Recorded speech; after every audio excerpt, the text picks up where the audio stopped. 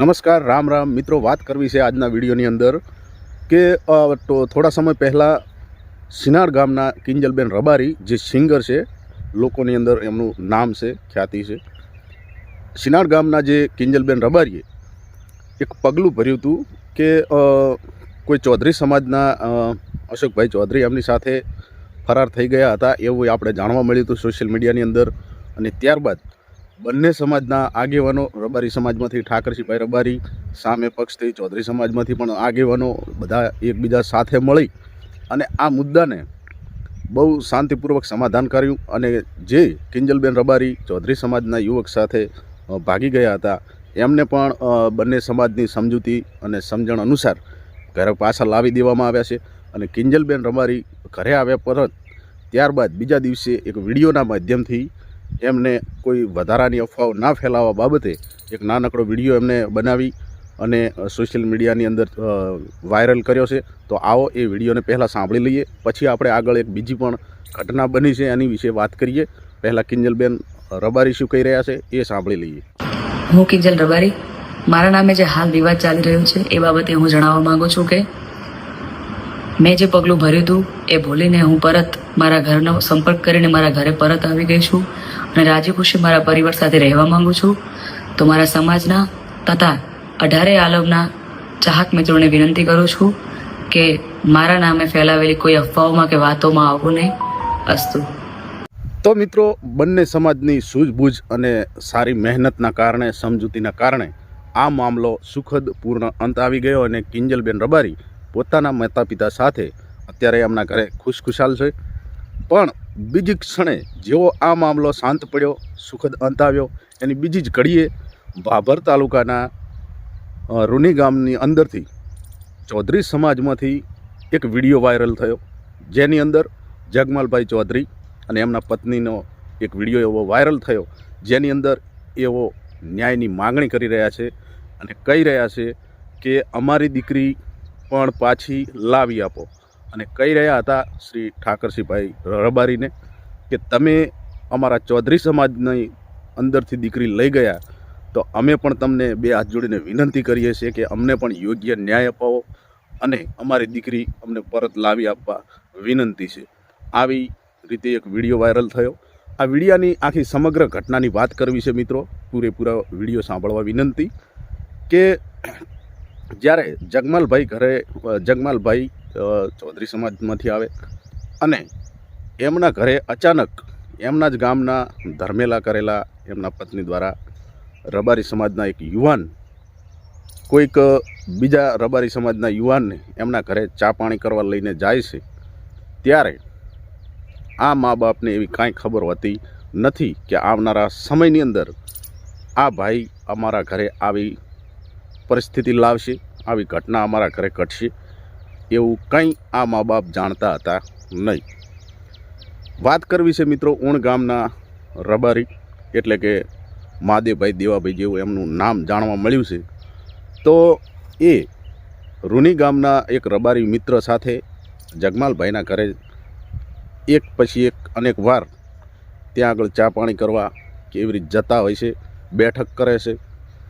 ત્યારબાદ ધીરે ધીરે જગમાલભાઈની દીકરી સાથે એમની આંખ મળે છે અને કંઈક પ્રેમની લાગણીમાં બંધાઈ જાય છે.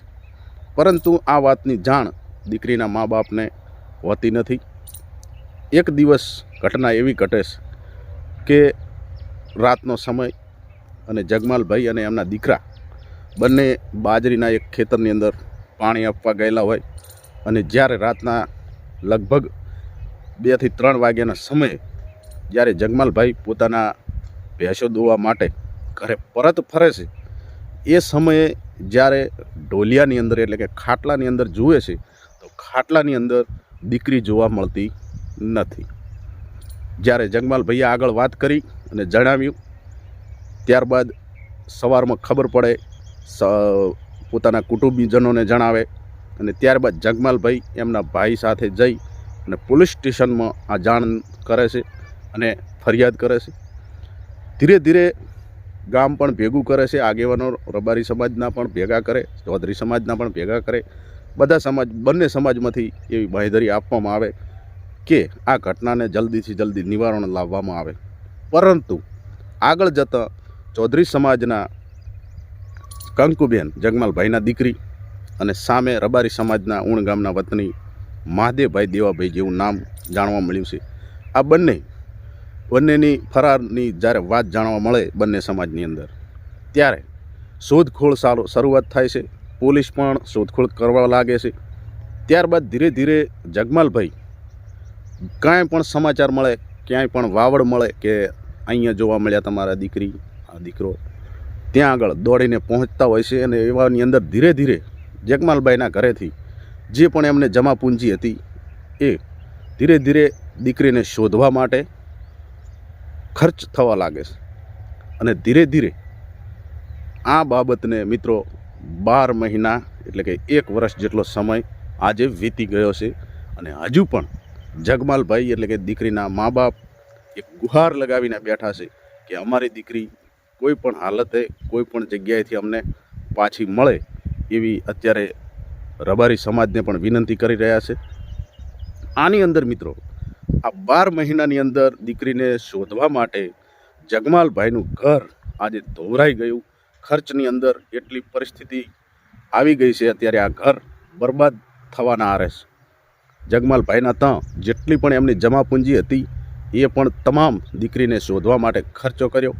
એના પાછળ ખર્ચ જ્યારે દીકરીને શોધવા માટે કોઈ ગાડીઓ હોય, કોઈ સમાજ ભેળો કરવાનો હોય, કોઈ જગ્યાએ જવાનું થાય, અચાનક ક્યાંય પણ ભાળ મળે, સમાચાર મળે, વાવડ મળે, ત્યાં આગળ જવાનું હોય, આની અંદર આવો ખર્ચો કરતાં કરતાં આજે જગમાલભાઈના ઘરે એમની જે 4-5 વીઘા જમીન હતી એ પણ આજે ગીરવે મૂકવી પડી છે.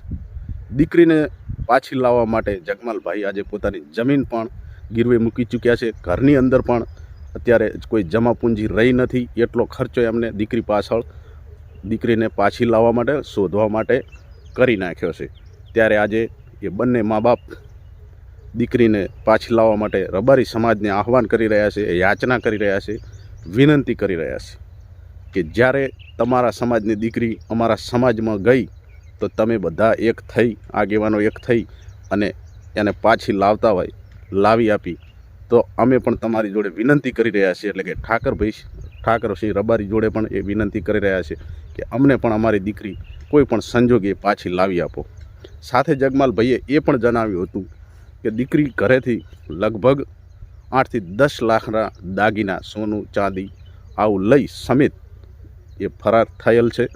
ચૌધરી સમાજના રબારી સમાજના યુવાન સાથે ઘણી ભાળ મળી, જ્યાં ભાળ મળે અહીંયા દોડીને ગયા, પણ ક્યાંય હજ સુધી અમારી દીકરી ક્યાં છે, કઈ હાલતમાં છે એનો કોઈ જ વાવડ નથી, પત્તો નથી. તો આ સમગ્ર ઘટનાને બાબતે આજે ચૌધરી સમાજની અંદર એક રોષ ઉત્પન્ન થયો છે. અને આવનારી તારીખ 18 માર્ચ ભાભરના રૂની ગામ ખાતે આ ચૌધરી સમાજ બહોળી સંખ્યાની અંદર ભેગો થવાનો છે. મિટિંગ સભાની આયોજન કરવામાં આવેલું છે. અને આ દીકરીને કોઈ પણ સંજોગે આ દીકરીના મા બાપને યોગ્ય ન્યાય મળે એ પ્રમાણેની રજૂઆતો થશે. અને બંને સમાજ ભેગા મળી અને આ દીકરીને પાછી લાવવાની પૂરતી કોશિશ કરશે. અને જગમાલભાઈને પણ યોગ્ય ન્યાય અપાવે એવી પણ કોશિશો કરવામાં આવશે. તો હવે આવનારા સમયમાં જોઈશું કે જગમાલભાઈને આ બંને સમાજ ભેગો થઈ અને કેવી રીતે ન્યાય અપાવે છે. અને બીજું પણ એવું સૂત્રો અનુસાર જાણવા મળ્યું છે કે એમની દીકરીને આજે લગભગ ફરાર થયાને 12 મહિના કે 1.5 વર્ષ જેટલો સમય થઈ ગયો છે. અને એવું ક્યાંક જાણવા મળી રહ્યું છે કે અત્યારે દીકરીને 11 મહિનાનો દીકરો પણ હોય છે એવો પણ સમાચાર હોય અથવા અફવાઓ હોય, એ આપણને પૂરતી પુષ્ટિ નથી, પૂરતી માહિતી નથી, પણ એવું ક્યાંક ને ક્યાંક સાંભળવા મળી રહ્યું છે કે દીકરીને 11 મહિનાનો દીકરો છે. તો હવે આની અંદર આ દીકરીને પાછી પણ કદાચ સોંપે અથવા લાવે કે ના લાવે, પરંતુ સાથે 11 મહિનાનો દીકરો, તો આની અંદર હવે કેવો ન્યાય આવે છે, કેવી સમજૂતી આવે છે આગળના સમયમાં આપણે જોઈશું. પરંતુ વધારે વાત નહીં કરતા વિડીયોને અહીંયા સમાપ્ત કરીએ. મળીએ આગળ નવા સમાચાર સાથે, નવા વિડીયોની અંદર. અને વિનંતી એટલી, યાચના એટલી કરીએ, પ્રાર્થના એટલી કરીએ કે બંને સમાજ દ્વારા યોગ્ય નિર્ણય લેવામાં આવે અને આવી ઘટનાઓ વારંવાર ના ઘટે એવી દરેક સમાજે પણ નોંધ લેવા વિનંતી છે. પોતાના દીકરીની કાળજી પૂરતી રાખે, મા બાપે પણ સજાગ રહેવું, સતર્ક રહેવું, એવી પણ આ વિડીયોના માધ્યમથી આપણે જણાવી રહ્યા છીએ. એવું નહીં કે રબારી સમાજ કે ચૌધરી સમાજની અંદર આવી ઘટનાઓ ઘટે, ઘણા બધા સમાજોની અંદર આવી ઘટનાઓ આજે પણ ઘટી રહી છે.